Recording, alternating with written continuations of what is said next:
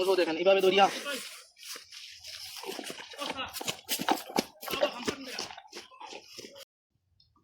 আসসালামু আলাইকুম সম্মানিত ভিউয়ার্স, আমরা দুইটা সার কিনছিলাম, আগের ভিডিওতে দেখাইছি। তো এখন আমরা দুইটা সাথে কৃমি মুক্ত করব, কৃমির ওষুধ খাওয়াইমো।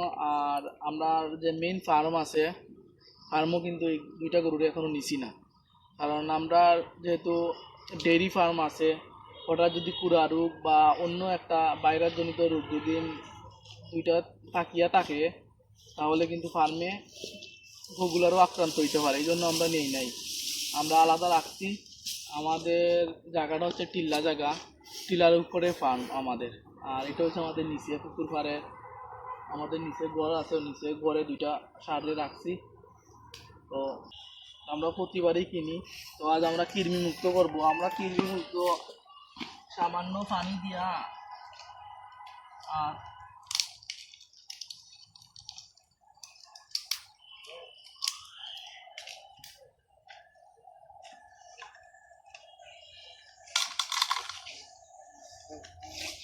আমরা একটারে কি 100 কেজি ওজনের জন্য একটা কৃমির, এগুলো ডিএস 1800 গ্রাম আর হচ্ছে 1200, যেটা ডাবল।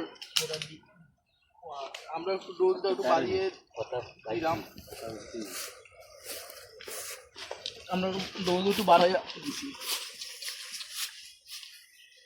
আর আপনারা যারা গরু একলা, আপনারা একলা দরিয়া খাওয়াইতে পারবেন, এই জন্য ওলা ধরবেন, হাত এভাবে নিয়া তুতার মধ্যে এক আঙ্গুল ঢুকাইবেন, ঢুকাইলে দেখবেন গরু অটোমেটিক আ করে ফেলছে।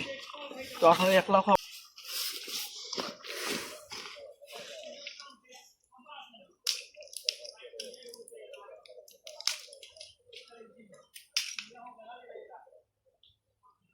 আর একবারে নতুন হইলে সাথে আরেকজন মানুষ রাখবেন, সুবিধা হইব।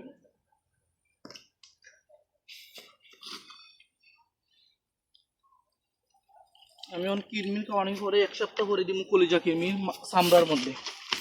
তারপরে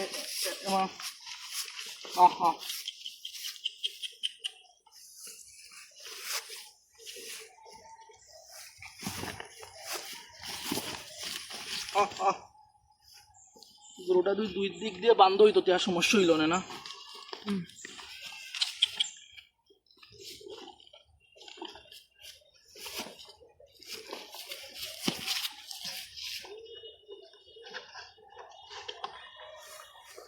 দুই দিক দিয়ে বান্ধিয়ে নিবেন, আর সমস্যা হইতো না, একলা খাওয়াইতে পারেন ওষুধ, গরু কোনো সমস্যা করতো না। কলিজা কৃমি দিব 1 সপ্তাহ পরে, কৃমি মুক্ত করিয়া তারপরে আমি ভ্যাকসিনটা দিই। ভ্যাকসিন দেওয়ার পরে 3-4 দিন আবার রাখি, আমি ফার্মে ঢুকাই।